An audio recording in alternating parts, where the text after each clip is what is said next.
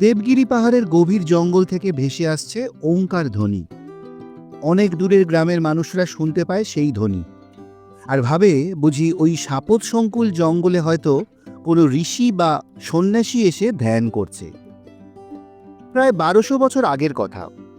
একদিন রানী স্বপ্নে দেখেন পাহাড়ের গুহায় জলের নিচে 5 জন শিব স্নান করছেন আর গঙ্গার জলের ধারা অবিরাম পড়ে যাচ্ছে ওদের ওপর।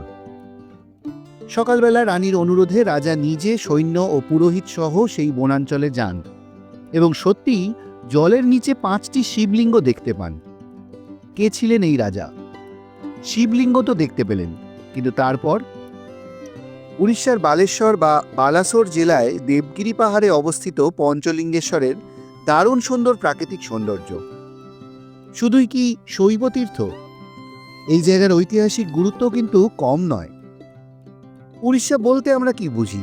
পুরীর জগন্নাথ মন্দির, সমুদ্র, ভুবনেশ্বরের লিঙ্গরাজ মন্দির ইত্যাদি হাতে গোনা কয়েকটা জায়গা।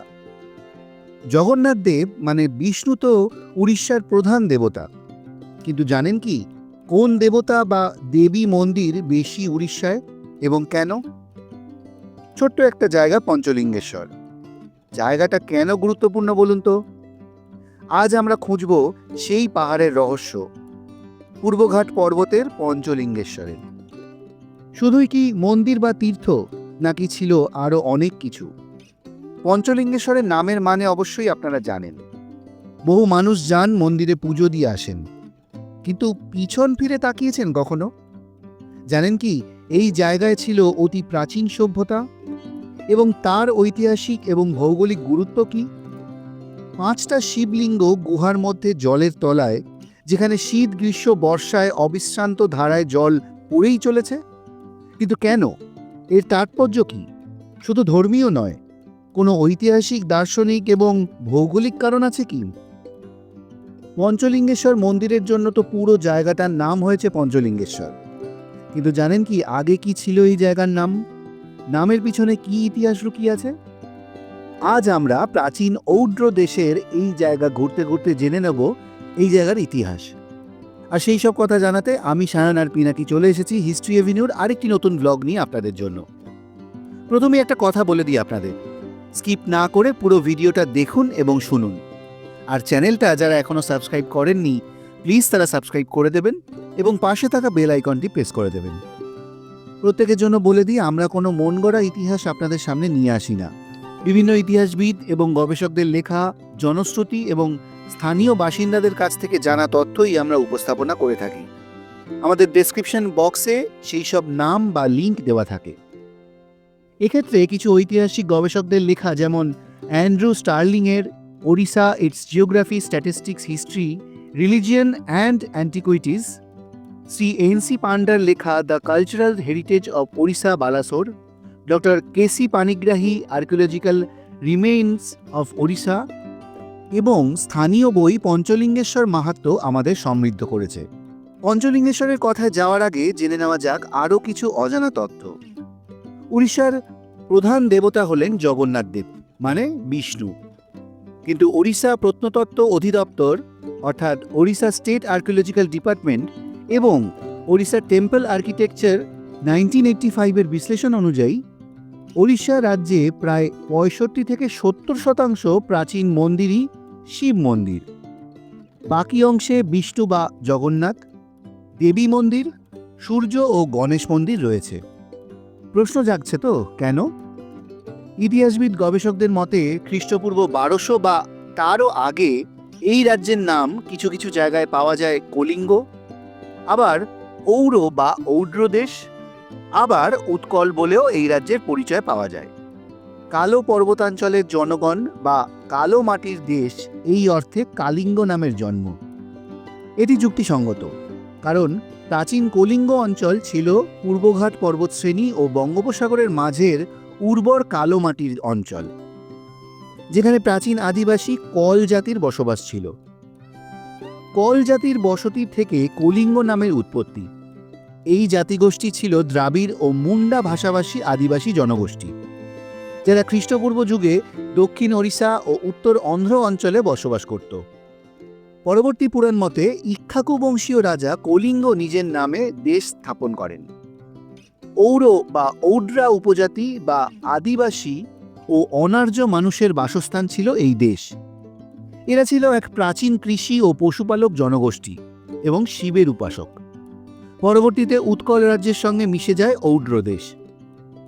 মহাভারত ও রঘুবংশে পাওয়া যায় সমুদ্র তীরবর্তী উন্নত শিল্পকলা ও কারিগরের দেশ, যার থেকে উৎকল মানে উৎকৃষ্ট কলা বা শিল্পের দেশ। তবে বর্তমান ওড়িশা রাজ্যের মানচিত্রের সাথে কলিঙ্গ, ঔড্র এবং উৎকল রাজ্যের মানচিত্রের মিল পাওয়া যাবে না। তাহলে একটু সোজা করে বুঝিয়ে দিই, বর্তমান কোন জায়গাগুলো ছিল এই ঔড্র, উৎকল ও কলিঙ্গ রাজ্য?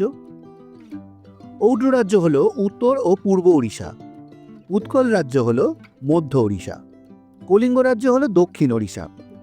কিংবদন্তি অনুসারে ত্রেতা যুগে 14 বছরের বনবাসের কোনো এক সময় রামচন্দ্র, সীতা, লক্ষ্মণ সহ ঔড্র দেশের গভীর জঙ্গল ঘেরা দেবগিরি পর্বতের কাছে আসে। দেবী সীতা আবিষ্কার করেন পাহাড়ের গুহায় ঝর্ণার জলের নিচে রয়েছে 5টি স্বয়ম্ভূ শিবলিঙ্গ, পঞ্চলিঙ্গেশ্বর। স্কন্দপুরাণ অনুসারে বানাসুর বা বান রাজার রানী একদিন স্বপ্নে দেখেন পাহাড়ের গুহায় জলের নিচে 5 জন শিব স্নান করছেন, আর গঙ্গার জলের ধারা অবিরাম পড়ে যাচ্ছে ওদের ওপর, যে ঘটনার কথা প্রথমেই বলেছি। সকালবেলা রানীর অনুরোধে রাজা নিজে সৈন্য ও পুরোহিত সহ সেই বনাঞ্চলে যান এবং সত্যিই জলের নিচে 5টি শিবলিঙ্গ দেখতে পান। উনি সেই 5টি শিবলিঙ্গ পুজো করে একটি পাথরের মন্দির তৈরি করে দেন। অন্য একটি মতে রানী নয়, স্বয়ং বানাসুর বা বান রাজা স্বপ্নাদিষ্ট হয়ে মন্দির প্রতিষ্ঠা করেন। আরেকটি মত হল পাশের গ্রামের লোকদের মতো ওঙ্কার ধ্বনি শুনে বানাসুর বা বান রাজা দেবগিরির আহুতি জঙ্গলের মধ্যে গিয়ে পঞ্চলিঙ্গেশ্বর মূর্তি আবিষ্কার করেন এবং পুজো শুরু করেন। এবার এখানে একটা টুইস্ট আছে। বানাসুর বা বান রাজার কথা বারবার বললাম, এরা কি একই লোক ছিলেন? বিষ্ণুপুরাণ ও ভাগবত পুরাণ বলছে দৈত্যরাজ হিরণ্যকশিপুর ছেলে প্রহ্লাদ, প্রহ্লাদের ছেলে বিরোচনের নাতি এবং বলির ছেলে বানাসুরের রাজত্ব ছিল শোণিতপুর। ইতিহাসবিদদের মতে বর্তমান আসামের তেজপুর ছিল পুরাণের শোণিতপুর। কোনো কারণে শিবভক্ত বানাসুর রাজ্য ত্যাগ করে ঔর বা ঔড্র দেশে এসে দেবগিরি পাহাড়ের আহুতি বনে আশ্রম প্রতিষ্ঠা করেন এবং ধ্যান করে শিবের বর লাভ করেন। বানাসুর নিয়ে আরও অনেক কিংবদন্তি আছে, সে প্রসঙ্গে যাচ্ছি না। ওড়িশার বিভিন্ন অঞ্চলে বানাসুরের নাম লোককথায় স্থানীয় রাজা বা দৈত্য রূপে প্রচলিত, কিন্তু ইতিহাসবিদদের মতে ঔড্র দেশে যে বান রাজার কথা জানা যায় তার রাজত্বকাল আনুমানিক খ্রিস্টীয় 8ম শতাব্দীতে বা তার আগে। তিনি ছিলেন আদিবাসী রাজা। নীলগিরির রাজপরিবারের বইতে বান রাজার অস্তিত্বের কথা পাওয়া যায়। তিনি ছিলেন যজাতি কেশরী রাজবংশের পূর্বসূরি। বান রাজার কথা আমরা আবার নিয়ে আসব বিস্তারে আমাদের বালেশ্বর এবং চাঁদিপুরের আলাদা দুটো পর্বে, এবং নীলগিরিও আলাদা একটি পর্ব আসছে খুব তাড়াতাড়ি। যজাতি কেশরী প্রথম ছিলেন শৈব। তার আমলেই রাজ্যে সর্বাধিক শিব মন্দির প্রতিষ্ঠা করা হয়।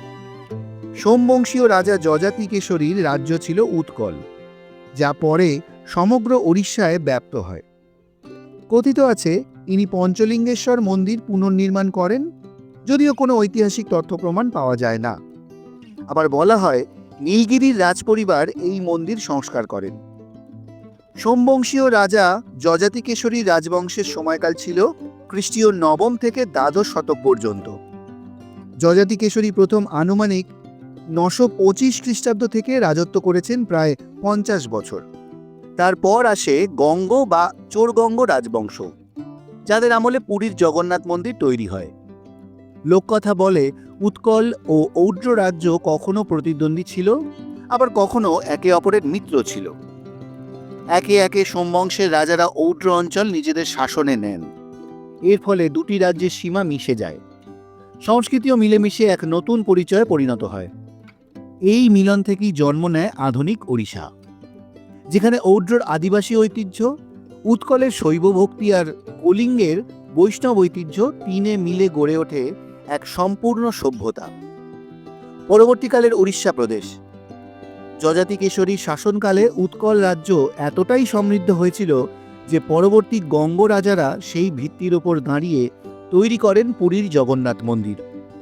অর্থাৎ ওড়িশার ধর্ম, শিল্প ও রাজনীতি সবকিছুর ভিত্তি তৈরি করেছিলেন এই সোমবংশ রাজারা। যে জায়গাটার নাম বর্তমানে পঞ্চলিঙ্গেশ্বর, তার আগে এই জায়গার নাম ছিল আহুতি বন।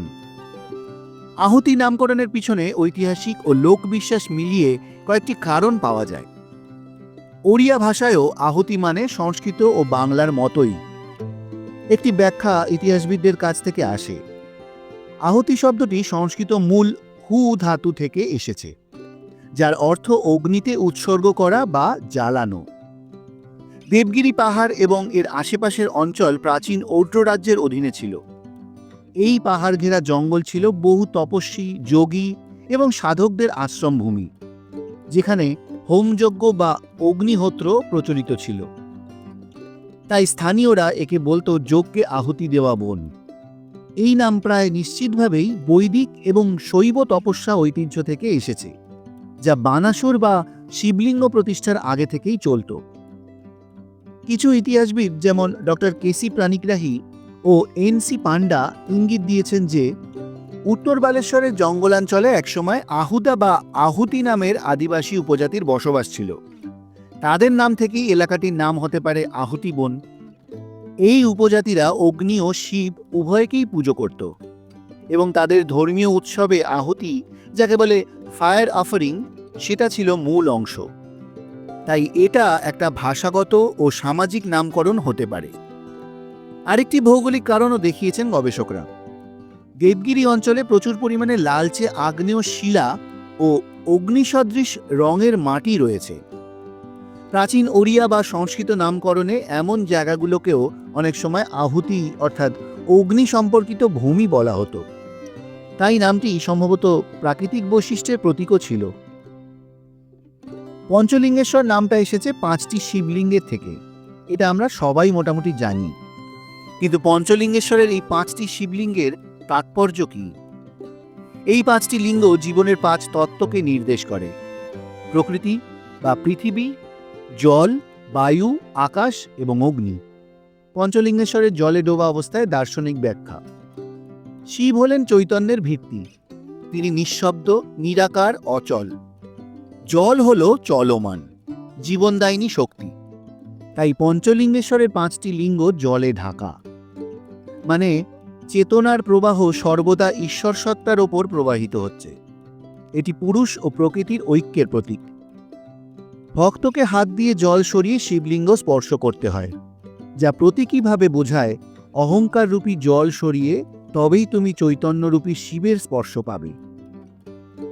বহুধা ভারতের অন্তরের কথা লুকিয়ে আছে কোনায় কোনায়। অনেক সময় যেখানে কোনো তর্ক, কোনো তত্ত্ব চলে না, শুধু ইতিহাস রচনা করে যায় কালের স্রোতে।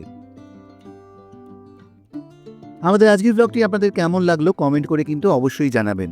যদি ভালো লাগে একটা লাইক করে দেবেন, আর আমাদের চ্যানেল হিস্ট্রি এভিনিউকে অবশ্যই সাবস্ক্রাইব করে পাশে থাকা বেল আইকনটি প্রেস করে দেবেন।